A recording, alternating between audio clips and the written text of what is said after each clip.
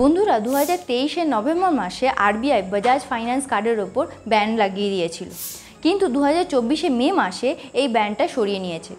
RBI এটাতে কেন ban করেছিল আর কেনই বা এটা সরিয়ে নিয়েছে সেটা, আর এই বাজাজ কার্ডের প্রোজ অ্যান্ড কনস কী আছে, আর এই কার্ডটা কাদের নেওয়া উচিত আর কাদের একদম নেওয়া উচিত নয়, এই ভিডিওতে আমরা সমস্ত কিছু আলোচনা করব।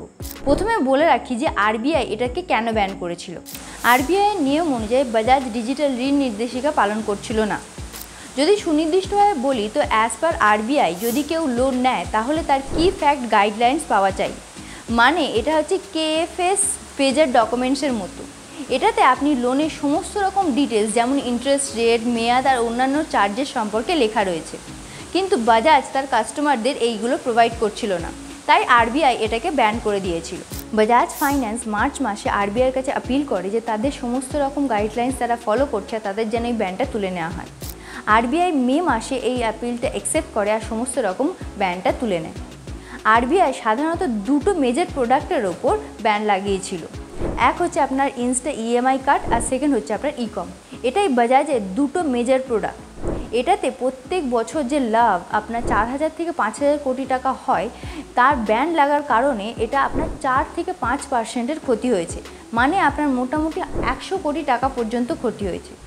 কি আছে এই দুটো প্রোডাক্টে যাতে আপনার প্রতি বছর বাজাজের 100 কোটি টাকা পর্যন্ত লাভ হয়? এটা বোঝার জন্য প্রথমে আপনাকে জানতে হবে যে এই ইনস্টা ইএমআই কার্ডটা কীভাবে কাজ করে।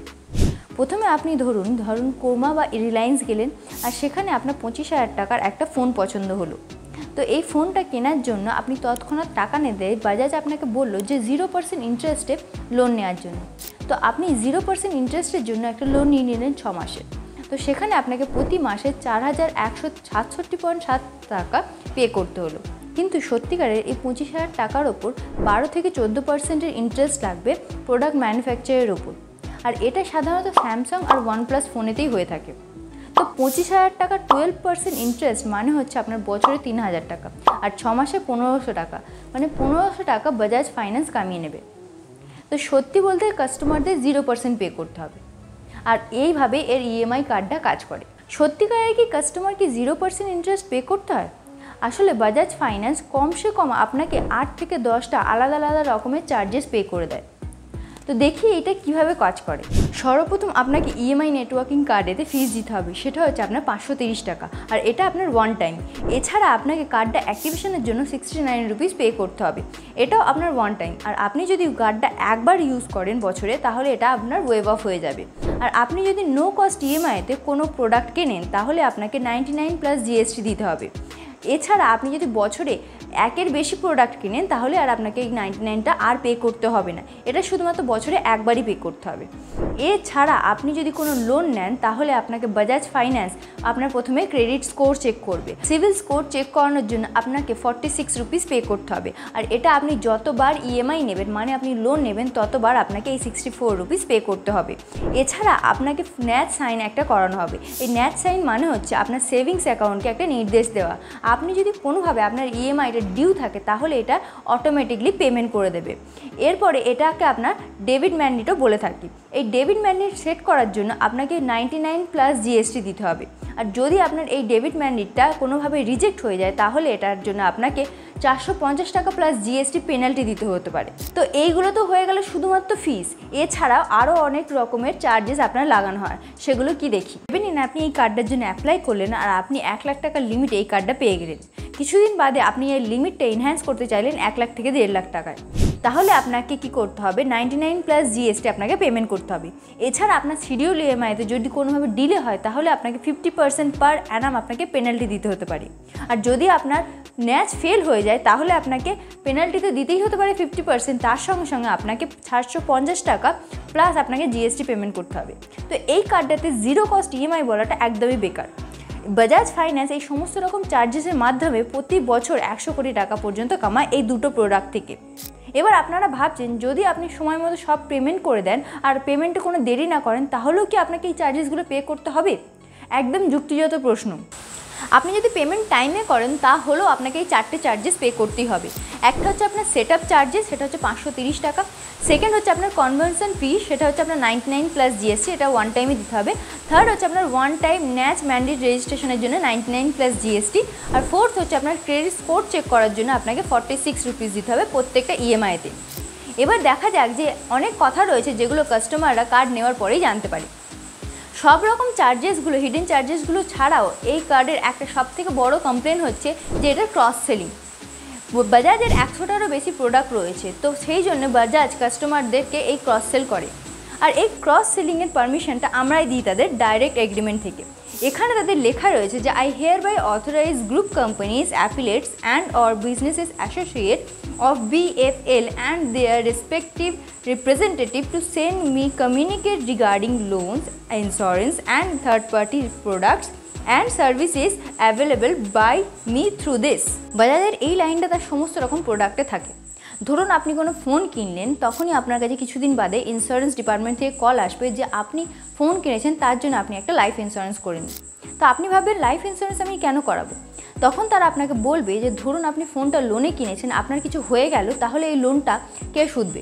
তার জন্য আপনাকে জোর করবে একটা ইন্স্যুরেন্স নেওয়ার জন্য।